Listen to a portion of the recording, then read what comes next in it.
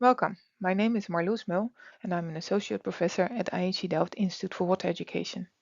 In this video, I will be talking about evaluating the impact of climate on agriculture water use and production. We are using the WaPOR database to perform correlation analysis and implement spatial analysis. All the analysis and results presented in this video can be replicated using the notebooks provided in the course, with the link provided in the description of this video. Before delving into the different analyses, let's first introduce the datasets we will be using as examples in the presentation. For the analysis, we'll be utilizing the WaPOR data to evaluate the impact of climate on agriculture water use and production in the Arable Governorate located in northern Iraq. The WaPOR data is an open access near real-time database hosted by the Food and Agriculture Organization of the United Nations and was specifically developed for monitoring water productivity in agriculture. It provides information on climate, such as precipitation and reference evapotranspiration, as well as water use in the form of actual evapotranspiration and biomass production in the form of net primary production. The data is derived from climate reanalysis datasets and satellite information. For the analysis, we'll be using the latest version, version 3, and the highest resolution available for the entire governorate, level 2, at a spatial resolution of 100 meter with monthly time steps for the period 2080 to 2025. For the agricultural variables of ATI and NPP, we extracted the time series for the cropland category using the ASA land cover map to only have the water use and biomass production for the agricultural areas. While the WaPOR data is spatial data, in the following examples we use the extracted time series of the variables to do the analysis. If you would like to know more about the WaPOR data, we advise you to follow the MOOC on WaPOR Introduction version 3. Now let's go into the analysis. Correlation analysis are important analysis to establish how two datasets compare to each other. This can be used, for example, to validate datasets of the same variable. It can provide information, for example, on how well global datasets such as WaPOR performs in specific areas against observed in situ observations, or to compare similar datasets of the same variable. The most used application of this is for calibrating and validating model outcomes, but this is not the focus of this presentation.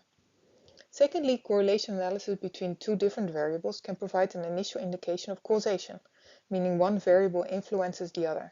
It's good to remind ourselves that correlation does not necessarily mean causation, but it's a first step. There are many different ways to quantify the correlation between two datasets through calculating performance metrics. In this table, we present some of the most often used metrics and what kind of information they provide. The coefficient of determination, or R-squared, measures how well the variations correlate, meaning if one dataset increases, the other one increases as well, and vice versa.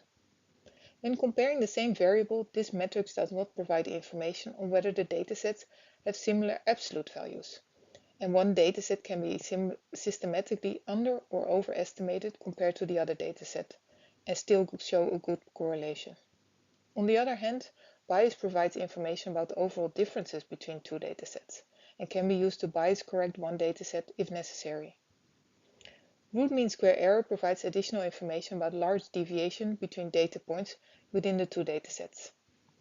Finally, the relative bias provides a way to normalize the performance metric and help with cross comparisons between, for example, different climatic conditions, where, for example, a deviation of half a millimeter of rainfall in one region can signify a 300% or only a 20% difference.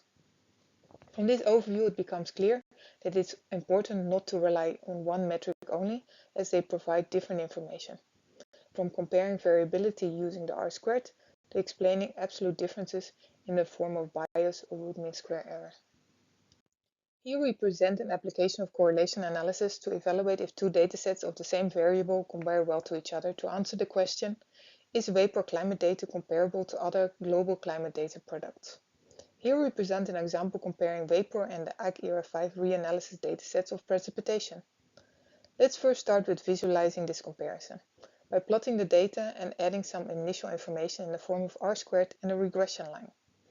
In this case, there is a good R-squared of 0.85 and a regression line with a slope of 0.83, indicating that WaPOR has a slight overestimation compared to Ag-ERA. Based on the performance metrics, it appears there is a bias of about 5 mm per month, which is roughly a 9% overestimation of WaPOR compared to Ag-ERA 5.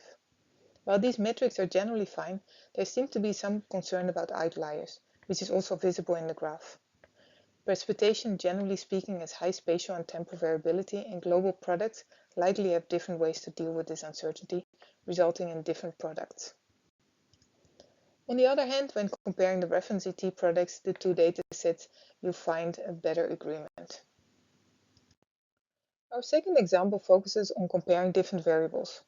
In this case, we want to answer the question, does climate influence agriculture water use? Let's first have a look at the seasonality of the climate and what it means for agriculture. Evaluating the correlation between monthly precipitation and water consumption shows a very low overall correlation of 0.03. This is due to the fact that actual evapotranspiration is dependent on several factors, from water availability, evaporative demand to crop stages. During the early stages of the growing season in the winter months, there is low water consumption linked to the rainfall. In the later months when crops are growing, there is some correlation between the two variables, indicated by the blue dots. During the summer months, no rainfall is observed, but there is some evaporation taking place, but at a much lower rate.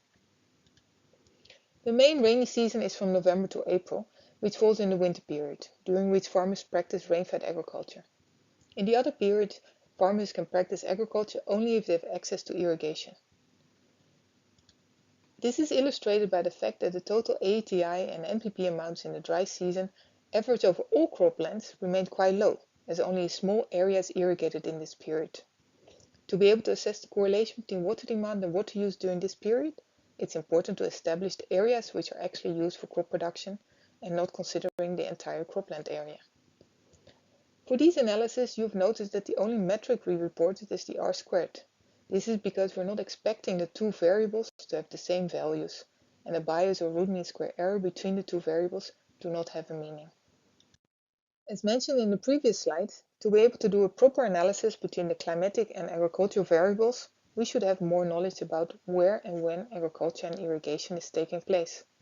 Such spatial analysis can also be done using the WaPOR database. For example, for the dry season irrigation, any evapotranspiration is stemming from irrigation, as there is no rainfall. Masking the cropland areas using a threshold for the seasonal AETI will return areas likely to grow crops using irrigation in that season. Overall, this turned out to be less than 5% of the total cropland. Estimating areas using supplementary irrigation during the rainy season, FAO developed this water deficit index as a way to establish irrigation.